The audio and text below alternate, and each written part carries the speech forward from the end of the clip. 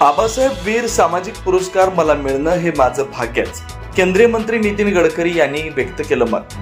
शेतकऱ्यांच्या हितासाठी आणि साखर कारखान्यांना वाचवण्यासाठी इथेनॉल क्रांती सुरू करण्याचा माझा मोठा प्रयत्न। कारखानदारांनी ही मोठ्या प्रमाणात इथेनॉल निर्मिती करावी, केंद्रीय मंत्री नितीन गडकरींचं राज्यातील कारखानदारांना आवाहन। देशामधली साखर कारखानदारी अडचणीत आली असून मी या कारखानदारीला वाचवण्यासाठी आणि शेतकऱ्यांना न्याय मिळावा यासाठी इथेनॉल सारखे प्रकल्प राबवून त्यांना न्याय देण्याचा प्रयत्न करतोय।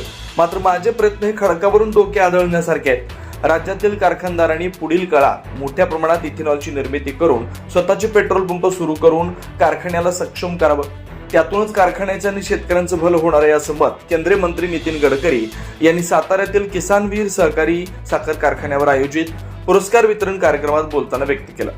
मला आज देशभक्त आबासाहेब वीर यांच्या नावाचा सामाजिक क्षेत्रातील प्रतिष्ठेचा पुरस्कार देऊन माझा मोठा बहुमान केला हे माझं भाग्य असून या पुरस्कारामुळे मला एक नवी ओळख निर्माण झाली असे गौरव उद्गार देखील केंद्रीय गृहमंत्री नितीन गडकरी यांनी या पुरस्कार वितरण सोहळ्याच्या वेळेला बोलताना व्यक्त केले।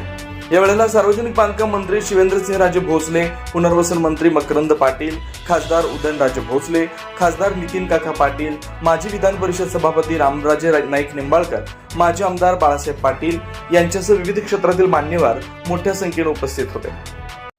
मला आनंद आहे की किसनवीर सातारा सहकारी साखर कारखान्याच्या या पुरस्कारामध्ये आबासाहेब वीर सामाजिक पुरस्कार हा मला मिळाला। हे कदाचित मी या पुरस्काराकरता किती पात्र आहे नाही आहे, पण आपण मला योग्य मानून हा पुरस्कार दिला याबद्दल मी आपल्या सगळ्यांचे, शेतकरी बांधवांचे सगळ्यांचा खूप ऋणी आहे। आणि त्यानंतर ज्यावेळी मी आत्महत्या करणाऱ्या शेतकऱ्यांच्या परिवाराला भेटी देत होतो त्यावेळी त्यांची बायको मुलं रडताना बघत असताना माझं मन भयंकर भावनाप्रधान डिस्टर्ब झालं। आणि एक दिवस मी ठरवलं की यानंतर आयुष्यात जर काही काम करायचं असेल तर शेतकऱ्यांकरता करायचं। आणि त्या दिवसापासून मी खडकावर डोकं आपटण्याचं काम करतो आहे।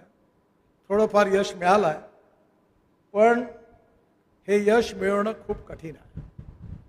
तुम्ही शेतकरी म्हणून, ऊस उत्पादक शेतकरी म्हणून एक गोष्ट लक्षात ठेवा की तुम्ही समजता तेवढी साखर गोड नाही, ही हळूहळू कडू होत चाललेली आहे। आणि म्हणून आज साखर कारखानदारांना नवीन विचार करावा लागणार आहे। हायड्रोजन, आयसोब्युटेनॉल, CNG, साखरेचं भविष्य मी काही जास्त बोलत नाही। मी मंत्री आहे, जबाबदार, त्यामुळे मला खरं सांगता येत नाही तुम्हाला, पण तुमचं भविष्य फार कठीण आहे। मला भविष्य समजतं। जेवढी साखर तयार कराल तेवढा किलो मागे तुमच्या डोळ्यातून पाणी आल्याशिवाय राहणार नाही, हे लक्षात ठेवा।